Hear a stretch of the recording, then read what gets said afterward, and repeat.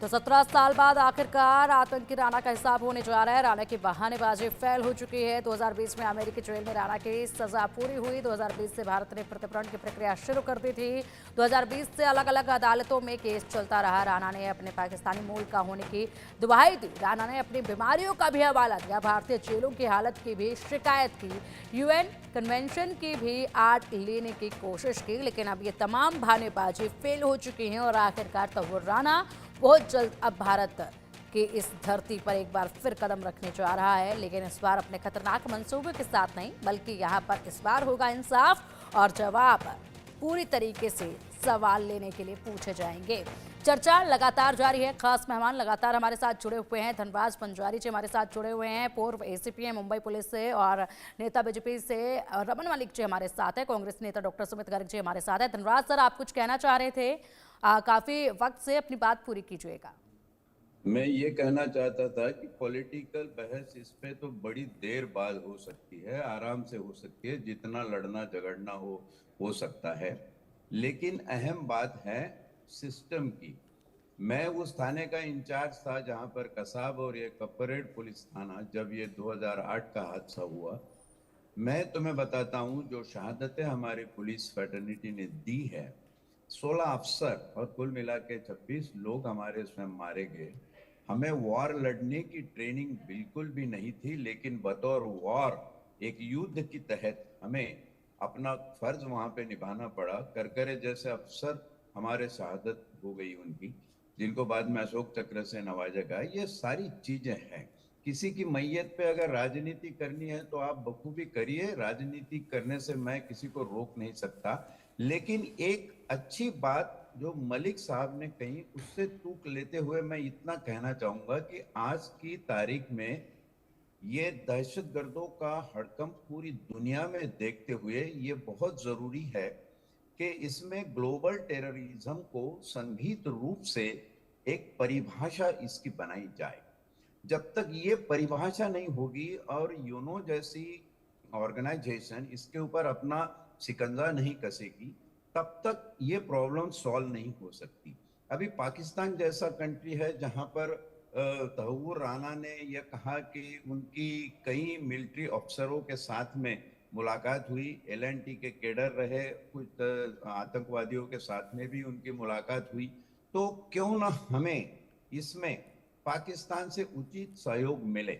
हमारी सिस्टम जब काम करती है, और पॉलिटिक्स का सवाल तब आता है कि हमारी पॉलिटिक्स इसमें कितनी एक्टिव थी, किसने कितनी कोशिश करके पाकिस्तान से कितना सहकार्य इसमें हो सकता था वो प्राप्त कर लिया। अभी तक कुछ भी हुआ नहीं है। ग्लोबल टेररिज्म को जब हम सांघिक रूप से परिभाषित करने की बात करते हैं तो ये महज सवाल आता है कि जो देश खुद दहशतगर्दी में उलझे हुए हैं, आतंकवाद को बढ़ावा दे रहे हैं, terrorism is nothing but a business for them, तो ऐसे देश उसमें क्यों आएंगे? और ये ग्लोबल टेररिज्म को परिभाषित करना समय की जरूरत है, लेकिन बहुत मुश्किल काम, बहुत मुश्किल काम। ये जिस दिन हो जाएगा और ये जो सरकार इसको करेगी वो सही रूप से कामयाबी मानी जाएगी हमारे सिस्टम की, क्योंकि सिस्टम सरकारें बदलती है, सिस्टम नहीं बदलता। सिस्टम संविधान के तहत काम करता है।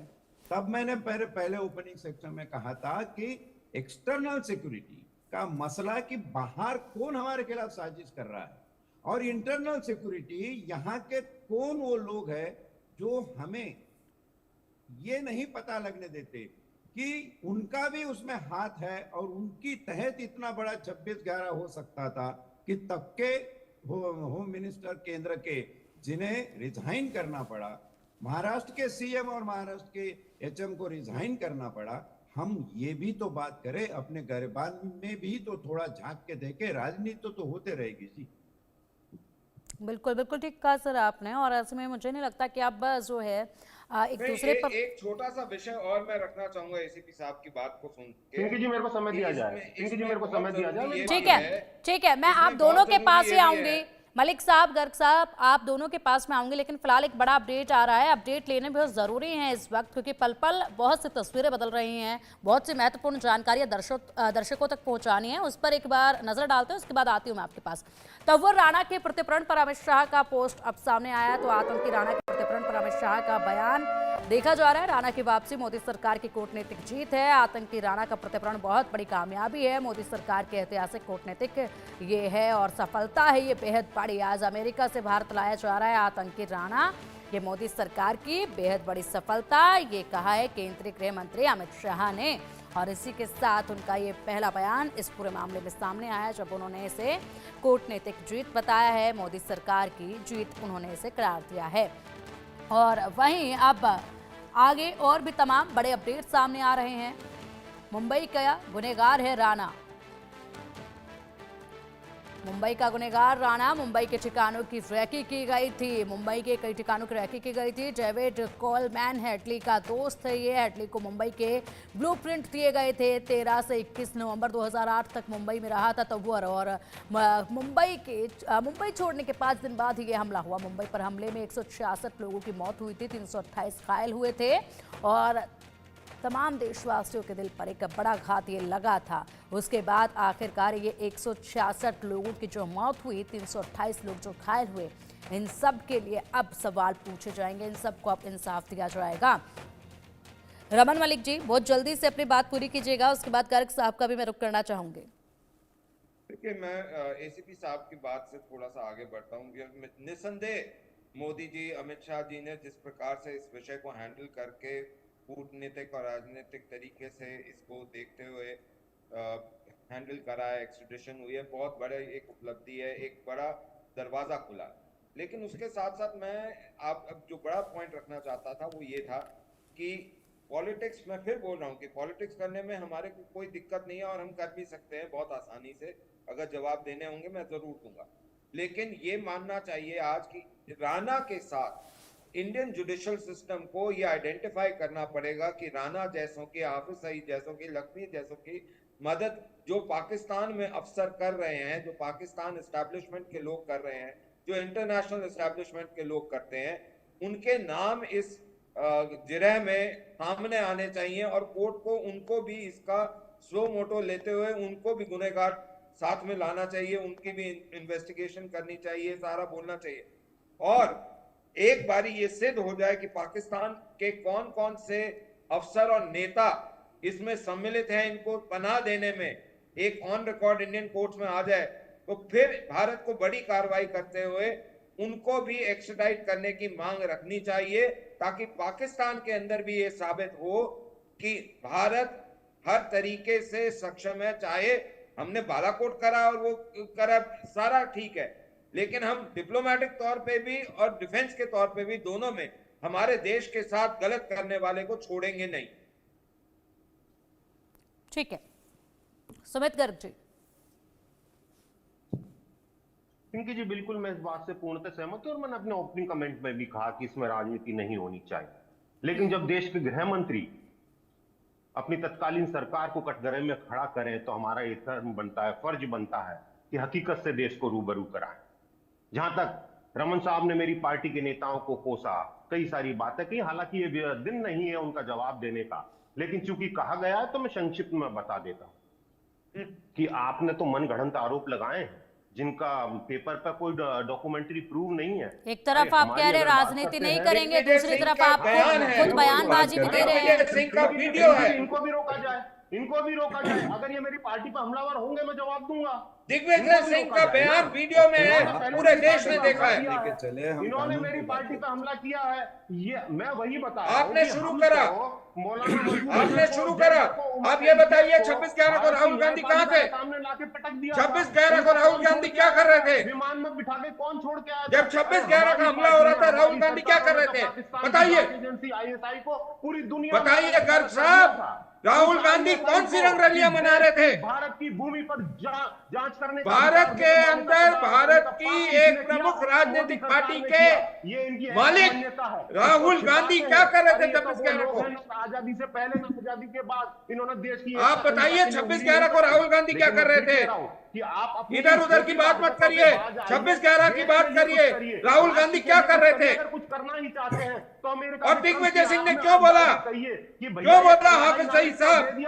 क्यों बोला कि करकरे को भारत के लोगों ने मारा है? दिल्ली को लाने की बात होनी चाहिए, हाफिज सईद को लाने की बात होनी चाहिए, लखवी को अरे वो तो आपके लिए जी हैं हाफिज सईद जी। प्रधानमंत्री केवल फौरी राहत पर अपनी पीठ थपथपाते हैं, इसकी हमें चिंता है। इसलिए अरे राहत तो दी, ये राजनीति का विषय नहीं है। तो राहत भी ले जाते हैं, इस बयान तो पर भी माफी बेच मांगनी सकते हो। चाहिए और उनको कहना चाहिए कि जो काम यूपीए की सरकार ने इस किया, समय हमने उसको कसाब आगे को बढ़ाया, दोनों और मिलजुल कर एक काम किया, उसके चलते आज जो सफलता मिली है। मैडम हम इनसे सब ये इसके लिए पूछिए बधाई के कि पात्र हैं। कसाब को अफजल गुरु को रात को 2 बजे न्यायपालिका खुलवाने वाले जो सोनिया गांधी के सलाहकार थे, उन्होंने क्या करा है देश के लिए?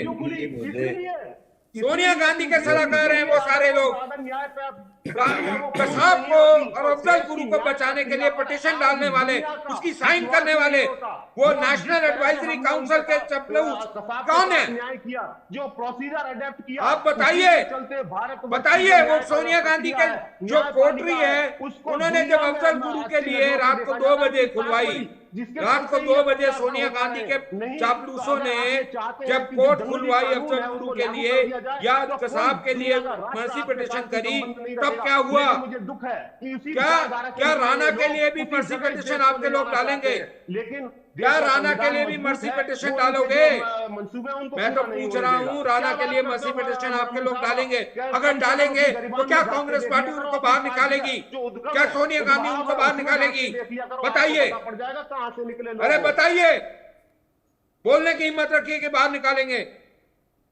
अगर कोई राणा के लिए मर्सी पिटीशन कांग्रेस का आदमी डालता है या सोनिया गांधी की सपोर्टिंग टीम डालती है, आप उनको बाहर निकालेंगे, आप उनके खिलाफ एक्शन लेंगे। बोलिए। आपके प्रधानमंत्री ठीक है, तो देश की सुरक्षा, ठीक है मलिक साहब, गर्ग साहब, ठीक है, बिरयानी खाने चले जाते हैं। बड़ा अपडेट सामने आ रहा है। अपडेट का मैं रुक करना चाहूंगी, उसके बाद आऊंगे आप लोगों के पास। पटियाला हाउस कोर्ट में राणा का केस चलेगा। सुरक्षा कारणों के चलते वीडियो कॉन्फ्रेंसिंग से ही पेशी संभव है, ये बताया जा रहा है। आज कोर्ट बंद तो जज के घर में भी हो सकती है पेशी। कोर्ट बंद तो जज के घर पर भी पेशी हो सकती है। अब इसी पर अधिक जानकारी के लिए धनराज सर हमारे साथ जुड़े हुए हैं। धनराज सर, आपका रुक करना चाहूंगी। कोर्ट में जिस तरीके से पेशी होगी, वर्चुअल तरीके से पेशी की संभावना जताई जा रही है, पटियाला हाउस कोर्ट में ये मामला जो है वो जाएगा। सुरक्षा कारणों के चलते बहुत सारी ऐसी चीजें हैं जो यहाँ पर बदली जाएंगी, तो ये तमाम जो चीजें हैं ये भी समझना चाहेंगे हम विस्तार से। उसके बाद लगातार मलिक साहब और गर्ग साहब को जिस तरीके से हम सुन रहे थे, सुनेंगे, उस पर भी आपकी प्रतिक्रिया जरूर सुनेंगे धनराज सर, क्योंकि आप भी चाह रहे थे इन दोनों के बीच में कुछ कहना। लेकिन सबसे पहले अभी जो फिलहाल बड़े ताजा अपडेट आ रहे हैं उनमें विस्तार से आपसे जानकारी हम चाहते हैं। किस तरीके से पूरी प्रक्रिया काम करेगी? सुनवाई की वर्चुअल तरीके से होगी, कोर्ट में पेशी होगी, जज के घर पर जाएंगे, किस तरीके से रखा जाएगा, ये तमाम इसमें बड़े कड़े तरीके से सुरक्षा ऑडिट, जिसको हम थ्रेट परसेप्शन वर्कआउट कहते हैं, वो सबसे पहले किया जाएगा और उस तहत फिर सुरक्षा के इंतजाम किए जाएगी। कभी कभी सुरक्षा के इंतजाम करना भी एक रिस्क हो जाती है, तब ये कॉन्फ्रेंसिंग से भी मामला सुलझाया जा सकता है, लेकिन उसमें कोर्ट की पूर्व अनुमति की जरूरत होती है, वो हमारी सिस्टम ले लेगी। मेरा कहना इसमें सिर्फ इतना था, दोनों के बीच में इंटरफेयर नहीं करना चाहता था मैं, ये पॉलिटिकल बातें हैं, चलती रहेगी। मेरा कहना ये था कि हम पॉलिटिकल बहस से ज्यादा तवज्जो इस बात पे दे कि हमारी सिस्टम को इम्प्रोवाइज कैसा करें, क्योंकि सिस्टम ये किसी पॉलिटिकल पार्टी की धरोहर नहीं है, किसी के बाप की जायदाद नहीं है। सिस्टम जो है वो संवैधानिक है, और संवैधानिक सिस्टम जब बनेगा तो उसमें खास करके 2 चीजें देखी जाएगी। उसमें पहला मसला सुरक्षा का होगा और दूसरा मसला हमारे देश के भीतर और बाहर जो इंटरनेशनल लेवल पे असर डाल सकते हैं, ऐसी कानूनों का होना चाहिए। हम कानून को सक्षम बनाने की बात करें, हम हमारे सिस्टम को सक्षम बनाने की बात करें। किसी ने लाया नहीं, कोई पॉलिटिकल पार्टी ने नहीं लाया, मैं तो कहूंगा हमारी सिस्टम ने लाया। ये एफर्ट्स हमारे दोवल साहब के हैं, ये एफर्ट्स हमारी आईपी के हैं, हमारे जो सिस्टम काम करते हैं उसके पीछे उस सिस्टम को आप नजरअंदाज करके सिर्फ और सिर्फ पॉलिटिक्स का धुआं मत इसमें उछालिए। मेरी इल्तजा है आप दोनों से भी कि सिस्टम पे हम ध्यान दें और सिस्टम जहां खराब है उसको सही करें। सिस्टम अगर सही काम नहीं कर रहा है तब जाकर ये पॉलिटिकल बॉसेस का काम होता है कि सिस्टम से सही काम कैसे करवाया जाए या उनको पनिश किया जाए। अभी अगर कानून में हम फेल हो जाते हैं, अगर डबल जेओपार्डी का मामला आता है, ऑलरेडी 4 अमेरिकन जो 26/11 में मौत हुई है उनकी सजा ये 10 साल भुगत चुका है। वो इटली जो है वो 35 साल सजा भुगत रहा है। तो ये डबल जेओपार्डी का मामला ना हो इसके लिए उसको पूरी सजा काटने के बाद में लाया गया। सवाल इसमें एक पैदा होता है जो बोलकर मैं रुकना चाहूंगा, वो ये है कि criminal plea bargain system American criminal jurisprudence में चलता है, मतलब बार्गेन हो सकती है। तो क्या हमारी राजनीतिक सुज्ञता उस बार्गेन के तहत इसको 10 साल सजा काटने के पहले नहीं ला सकती थी? 17 साल के बाद में अभी हम जूझ रहे हैं। क्या हम इस वक्त भी हेडली को ला नहीं सकते? वो सजा काट रहा है। हम इसके ऊपर बात करें, क्या इस दिशा में हमें कुछ नए कानून बनाने होंगे?